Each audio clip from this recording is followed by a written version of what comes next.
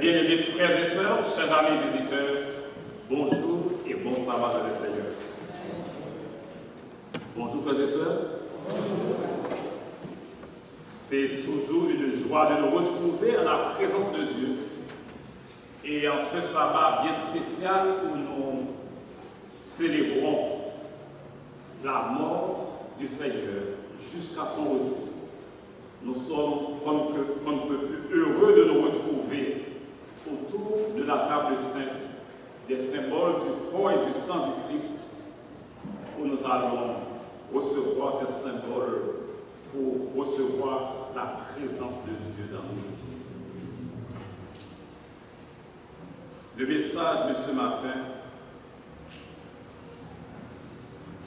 le repas du Seigneur actualisé.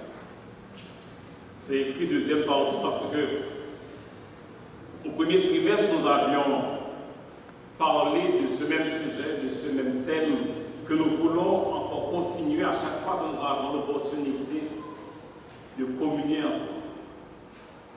Et le texte de base sera toujours Jean chapitre 13, où nous retrouvons l'institution du repas du Seigneur. Un texte que vous connaissez parce que nous le lisons à chaque fois que nous avons l'occasion de communier. Dans le chapitre 13, nous devons retenir que dans cette péricope, il y a trois éléments importants. D'abord, Jean nous introduit dans ce récit en nous présentant les deux protagonistes du récit, du grand conflit cosmique. Et à chaque fois que nous avons l'occasion de communier, nous devons nous remettre en mémoire que nous sommes dans un grand conflit. Le grand conflit cosmique qui oppose les forces du bien et les forces du mal. Et les versets 1 et 2 nous présentent les deux protagonistes. D'abord, il y a Jésus, du côté des forces du bien. Son nom signifie sauveur. Et d'ailleurs, cette péricope nous présente comment est-ce que Jésus il est en train d'œuvrer pour sauver ses disciples. Comment est-ce qu'il est en train d'œuvrer pour me sauver, pour vous sauver. Et le moyen qu'il utilise, c'est l'amour. Car le texte nous dit, il mit le comble à son amour. Pas seulement pour ses premiers disciples, mais il mit le comble à son amour pour l'humanité entière. Et de l'autre côté, nous avons le second protagoniste. Il s'agit du diable. Le texte nous dit au verset 2 que le diable a mis au cœur de Judas la pensée de livrer Jésus. Ce protagoniste est identifié à partir de son nom. Nous savons qu'il a beaucoup de noms, mais quand dans ce récit, il nous est présenté comme étant le diable, c'est parce que le texte biblique veut mettre l'accent sur un aspect bien spécifique de sa personnalité. Le diable, du grec diaboléine, qui signifie diviser, car il est celui qui divise, il est celui qui sépare. Ce qu'il fait, c'est de chercher à nous séparer de nos frères, à nous diviser les uns avec les autres. Plus encore, il cherche à nous séparer de notre Dieu. Il cherche à nous séparer du Christ. Et dans ce récit, c'est clair. Il cherche à nous séparer du dessein de Dieu pour chacun de nous. Le plan de Dieu pour vous et moi, c'est que nous soyons sauvés. Et ce qu'il cherche, c'est de nous séparer de cet objectif final du Christ.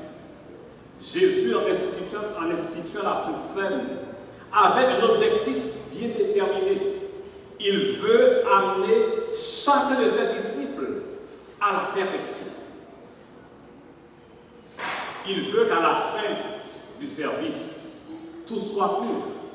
Et ce que le diable il cherche à faire, c'est de nous séparer de ce dessein de Dieu. C'est de nous séparer de cet objectif de pureté. C'est de nous séparer de cet objectif de perfection. C'est de nous séparer de cet objectif de sanctification. Car Jésus, lui, il veut nous amener à cette sanctification. Il l'a fait avec Judas. Et quand il fait de Judas un traître, celui qui trahit Jésus, celui qui trahit l'enseignement du Maître, celui qui ne vit pas ce que le Maître enseigne.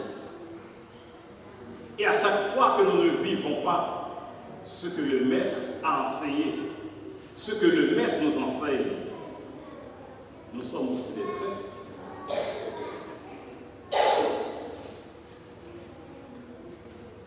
D'abord, il nous présente dans le récit les protagonistes. Nous introduit dans le grand conflit. En quoi est-ce que ce grand conflit nous concerne? Comment est-ce que moi je suis concerné par le grand conflit? Et quelle est la finalité de ce conflit? Quelle doit être la finalité de ce conflit pour moi? Quelle doit être la finalité de ce grand conflit pour chacun de nous en ce matin? Pendant le repas, Jésus a fait quelque chose qui étonne. Le texte nous dit que Jésus se lève de table, il ôta ses vêtements. Nous devons comprendre en fait que nous ne sommes pas dans cette société moderne occidentale que nous sommes quand on est réunis pour manger. Il y a des tables et puis chacun prend sa chaise et s'assied auprès de la table et puis on est en train de manger. Au temps du Christ, en Palestine, quand il y avait des repas, en fait, il y avait une table, oui, et les gens se retrouvaient autour d'une table. Mais pas comme les tables que nous avons aujourd'hui. Il y avait une table, le repas se trouve, et ils se retrouvent en arc de cercle. Ils étaient allongés, ils étaient couchés, chacun était couché sur un coussin. Ils étaient étendus. Et quand la version 8 secondes nous dit que Jésus se levait de table, c'est pour dire que Jésus a quitté le repas. Et qu'est-ce qu'il fait? Il enlève ses vêtements.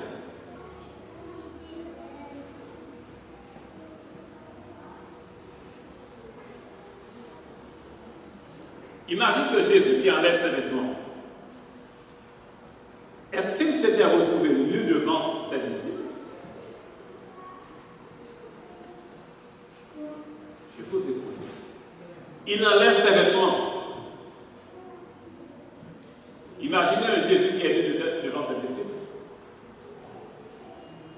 Oui ou non? Vrai ou faux? Je viens d'enlever mon vêtement. Est-ce que je suis nu devant vous? Jésus a enlevé son vêtement. Et le terme utilisé pour vêtement dans ce verset, c'est imatia, qui signifie manteau, qui signifie un vêtement qui recouvre un autre vêtement. Tout comme ce veston recouvre ma chemise. Et c'est ce que Jésus a fait. Il a enlevé le vêtement de dessus. Et il y avait un autre vêtement en dessous. Et il y a un texte qui spécifie cette grande différence. Quand nous faisons la comparaison de ces deux récits, il s'agit du récit de la crucifixion de Jésus que nous retrouvons dans Jean chapitre 19. Dans Jean 19 à partir du verset 23. il nous a présenté ces deux types de vêtements différents que Jésus, lui, il portait. Car les bourreaux, celui qui crucifiait le Christ, ont tiré au sort ses vêtements. Et deux mots sont utilisés dans ce récit, dans ces versets. Il y a à la fois le imatia, qui signifie le vêtement supérieur, et il y a aussi le chiklon, qui signifie le vêtement qui est au niveau du corps. Jésus était bien vêtu. Son corps était couvert. Pourquoi? Parce qu'il avait un message qu'il donnait à travers ce qu'il faisait.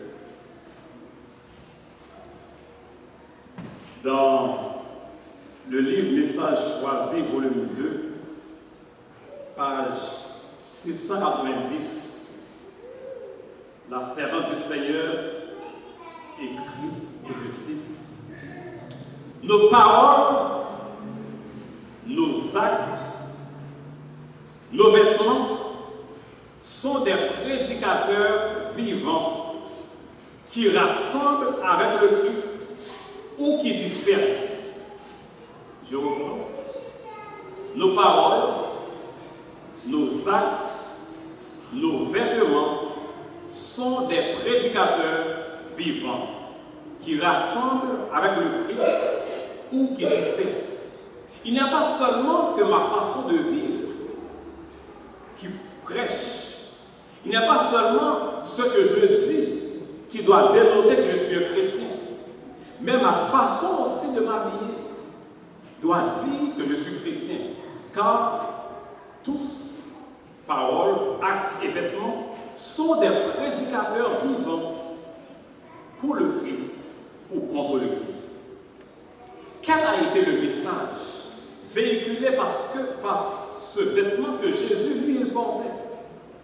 Et le texte de Jean, chapitre 19, verset 23, nous dit que ce vêtement que Jésus portait était sans couture. Et quand Jésus a enlevé le vêtement de dessus, le vêtement qui restait tandis qu'il était dans ce service de la Sainte Seine, était ce vêtement sans couture. Quel est le message qu'il présentait à ses disciples? Le premier message que ce vêtement indiquait à ses disciples, et c'était ce que nous avons retrouvé lors de sa crucifixion, même ceux-là qui crucifiaient Jésus étaient étonnés de voir son vêtement, car son vêtement était unique en son genre. Son vêtement était différent des autres. Et Jésus n'a pas eu peur de se faire cette différence. En tant que chrétiens, nous devons oser être différents en ce monde par notre façon de vivre, de manger et aussi de nous habiller. Il y a un message. C'est le message d'une identité particulière. Il y a un message qu'il véhiculait. C'est le message de caractère distinctif par le fait qu'il était différent des autres. Mais par ce quoi son vêtement présentait un message qui dit son vêtement n'avait pas de couture. Son vêtement était parfaitement uni. Il n'y avait que lui qui pouvait connaître cette unité parfaite, car il le vit avec son Père, il le vit avec le Saint-Esprit, et il l'enseignait à travers ses préceptes, et il le vivait aussi à travers sa façon d'être, et il le vivait aussi à travers sa façon de s'habiller. Nos croyances doivent aussi être reflétés à travers notre façon de nous habiller en tant que chrétiens. Car nous portons un message à travers tout ce que nous faisons. Le deuxième élément véhiculé, le deuxième message véhiculé par ce vêtement du Christ, c'est que le vêtement qu'il portait avait une ressemblance parfaite avec le premier vêtement qui a existé dans l'histoire de l'humanité. Dans Genèse chapitre 3, nous retrouvons le premier vêtement qui a existé dans le monde. Et ce premier vêtement a été confectionné par qui? Par Dieu lui-même. Car les feuilles de figuier cousues par nos premiers parents n'ont pas été qualifiées de vêtements dans le texte de la Genèse. Ils se sont recouverts de feuilles de figuier, mais c'est seulement quand Dieu lui-même il a fabriqué ce vêtement de peau d'animaux que ceci a été qualifié de vêtement dans le texte biblique. Et il y a une grande ressemblance entre ce vêtement de la Genèse et ce vêtement porté par Jésus quand il célébrait la Sainte Seine. Un vêtement qui recouvrait son corps. Et un vêtement qui a été aussi porté dans le temps par certains personnages bien spécifiques. Ce vêtement, c'est le même qu'on a retrouvé, qui a été porté par Joseph. C'était un vêtement royal. Car Jésus, à travers sa façon de s'habiller, véhiculait ce message qu'il est le roi des rois et le seigneur des seigneurs. Vous et moi, nous sommes des fils du roi des rois. Nous sommes des princes et des princesses. Et notre façon aussi de nous habiller doit présenter ce message à ce monde que nous ne sommes pas de n'importe quelle lignée, que nous n'appartenons pas à n'importe quelle société, mais nous appartenons à une société céleste. Nous sommes des fils et des filles de Dieu. Des fils et des filles du Dieu vivant. Et notre façon aussi de nous habiller, comme notre façon de vivre, doit révéler ce fait. Le vêtement que nous retrouvons dans le texte de la Genèse, c'est aussi ce même vêtement qui a été porté par Aaron et ses fils et par tous les autres prêtres, par tous les autres sacrificateurs. Et Jésus véhiculait aussi ce message à travers sa façon de s'habiller, qu'il est le véritable souverain sacrificateur. Et à chaque fois que nous participons à ce repas du Seigneur, cela doit nous rappeler ces trois messages qui sont véhiculés par le vêtement du Christ. Son caractère distinctif, il est unique dans son genre, il est différent de ce monde, tout comme on devrait être différent de ce monde. Comment vivre le repas du Seigneur? C'est oser être différent. Oser être différent dans ce monde à travers les choix que nous faisons. Oser être différent à travers notre façon de nous habiller, de parler. Vivre chaque jour comme étant des fils du roi des rois et du Seigneur des seigneurs, révéler cela dans nos vies. Vivre aussi comme des prêtres et des sacrificateurs. Le prêtre, ce n'est pas celui qui offre des sacrifices, mais le prêtre, par définition, c'est celui qui fait œuvre de médiation. N'est-ce pas à cette mission que la parole de Dieu nous invite, car nous devons faire office d'ambassadeurs pour Christ, afin de réconcilier le monde avec Dieu, afin de contrer l'œuvre du diable, qui essaie de diviser les êtres humains avec Dieu, qui essaie de diviser les êtres humains avec le dessein de Dieu. Et par conséquent, nous devons faire cette œuvre de réconciliation. Et à chaque fois que nous jouons ce rôle de médiateur pour réconcilier les hommes avec Dieu, nous sommes des prêtres. Et n'est-ce pas ce que Pierre nous dit dans 1 Pierre 2, le verset 9? Vous, au contraire, vous êtes une race élue, un sacerdoce royal. Cela signifie que nous sommes un royaume de sacrificateurs. Et à chaque fois que nous célébrons le repas du Seigneur, cela doit nous remettre à l'esprit que nous sommes un royaume de sacrificateurs. Nous sommes des rois pour le Maître. Il est le roi des rois. Cela signifie que nous sommes aussi des rois, mais lui, il est le roi des rois, il est notre roi. Et nous sommes aussi des sacrificateurs faisant œuvre de médiation. Et à chaque fois qu'il y a quelqu'un qui est séparé du Christ, notre ministère, c'est d'amener cette réconciliation. À chaque fois qu'il y a deux êtres humains qui sont distants l'un de l'autre, qui sont séparés l'un de l'autre, c'est aussi notre œuvre de médiation que nous faisons. Et participer au repas du Seigneur, c'est cette invitation que cela nous adresse. Vivre le repas du Seigneur, c'est être ce médiateur entre les uns et les autres. Le message que cela nous adresse, c'est un message qui nous invite à être concluants,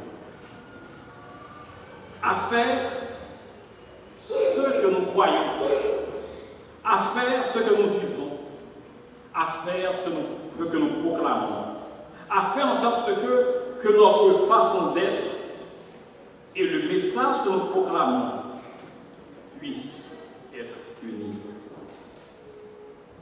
Aujourd'hui, nous sommes dans les derniers temps de l'histoire de l'humanité. Cette période que la prophétie biblique identifie à l'église de Laodicée. Et l'église de Laodicée présente plusieurs caractéristiques. Dans Apocalypse 3 et le verset 17, nous trouvons l'une des caractéristiques de l'église de Laodicée. À travers cette reproche que Jésus, le témoin fidèle, adresse à l'église, il dit que tu ne sais pas que tu es pauvre, aveugle, misérable et nu. L'une des caractéristiques de cette église, du reste, je dirais mieux, l'un des défauts reprochés à cette église, c'est que c'est l'église de la nudité. Parce que cette église est nue, à la fois spirituelle et aussi physique. Notre façon de nous vêtir, très souvent, nous sommes dénudés devant. Et cela déplaît à notre Dieu. Mais aussi dans le spirituel, car cela nous ramène au texte de la Genèse, car par toute désobéissance, nous nous retrouvons dans une nudité spirituelle. Comment ne pas trahir le Maître? C'est de vivre les principes enseignés par le Maître. Comment ne plus trahir le Maître? C'est de nous laisser transformer par le message que Dieu lui-même nous adresse. Dans le livre Jésus-Christ, la sagesse du Seigneur nous dit que Judas était avec le Christ chaque jour, mais il ne s'est jamais laissé transformer par la présence de Christ. Ne pas être des traîtres, cela signifie que nous devons nous laisser transformer par l'enseignement du Christ. Nous ne devons pas être comme Judas, ne pas permettre au diable de nous séparer des desseins de Dieu pour nous autres. Et le repas du Seigneur, ce repas auquel nous sommes tous invités en ce matin, n'est autre chose qu'une représentation en miniature du banquet des noces de l'agneau. C'est une représentation en format, en petit format, de ce que va être le banquet des noces de l'agneau auquel nous sommes invités. Et pour participer à ce banquet des noces de l'agneau, nous avons besoin de l'arbre et de noces. C'est être revêtu du vêtement de justice de Christ. Quand ce matin, quand nous allons participer à ce repas du Seigneur, que nous soyons tous revêtus de ce vêtement de justice du Christ. Cela signifie que nous devons prendre conscience de notre état actuel et éviter le Christ à nous revêtir lui-même de sa propre justice. Car nos propres justices ne sont que des vêtements souillés. Et en ce matin, nous voulons prendre le temps de faire cette démarche personnelle, tandis que nous allons vous inviter à vous mettre à genoux pour prier avant même que nous passions au temps de lavement des pieds, pour ouvrir nos cœurs à Christ, pour confesser nos fautes, quelles que soient ces fautes, quels que soient ces péchés, afin que l'Esprit du Seigneur puisse prendre possession de nos vies et que Jésus lui-même puisse nous accorder son vêtement de justice. Nous chantons le couplet du 359. J'ai soif de ta présence, divin chef de ma foi, dans ma faiblesse immense, que ferais-tu sans toi? Et à genoux, nous prions le Seigneur.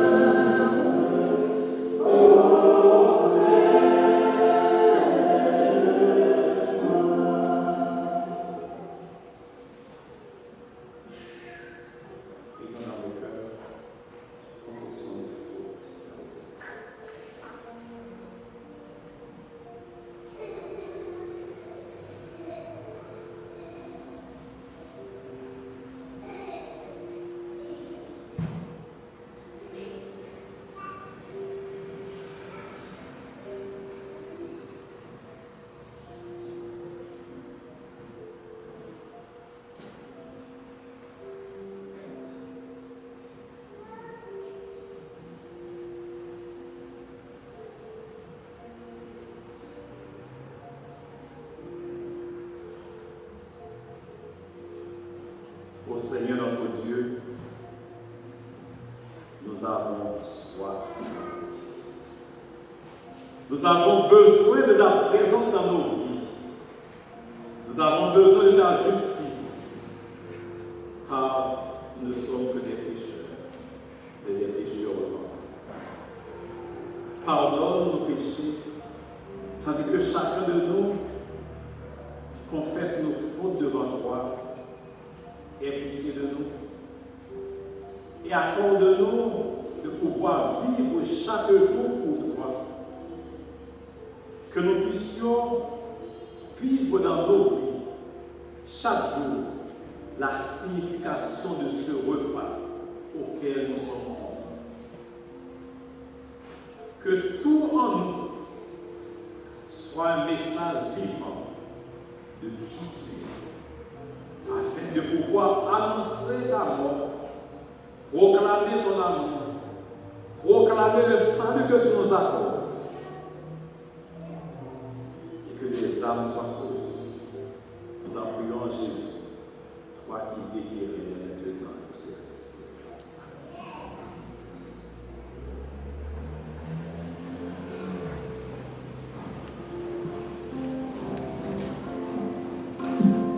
C'est le temps où nous allons avoir le service de la voix des pieds. Nous vous invitons à suivre les indications du corps diaconal, là où les hommes doivent se retrouver habituellement, pour ceux qui ne le savent pas, et là où les sœurs doivent aussi se retrouver pour le service de la voix. Et ensuite, nous allons revenir pour continuer avec le service, parce que les enfants doivent rester dans la salle pour ils vont avoir leur message.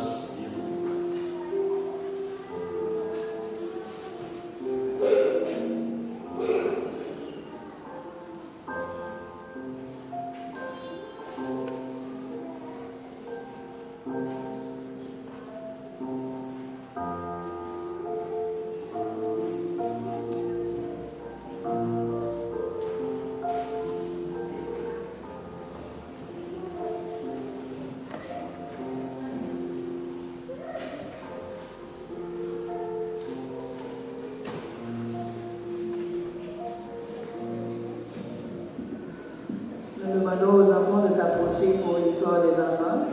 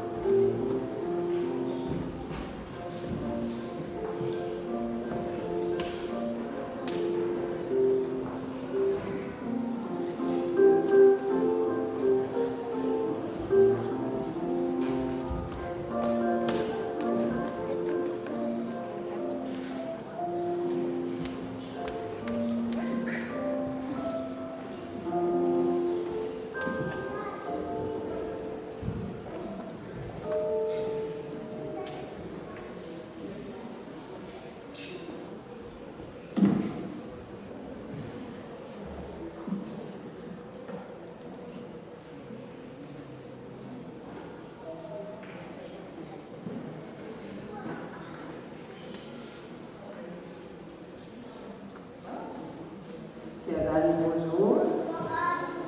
Je me mets à votre hauteur là, pour pouvoir raconter l'histoire. Vous avez passé une bonne semaine? Oui, ce matin vous avez bien chanté. Ok. Ben, l'histoire que je vais vous raconter, c'est une histoire que vous connaissez déjà. Vous pouvez même m'aider à raconter l'histoire. Ah ben, tu vas voir. Parce que là, c'est sûr, je l'ai déjà entendu ici. Oui, tu vas voir. Ok, mais le texte de méditation que j'ai pour vous, vous allez répéter avec moi le texte. Ok, je vais entendre la voix de chacun d'entre vous. Ok, c'est 1 Timothée 4, verset 12. Que personne ne méprise ta jeunesse, mais sois un modèle pour les fidèles, en parole, en conduite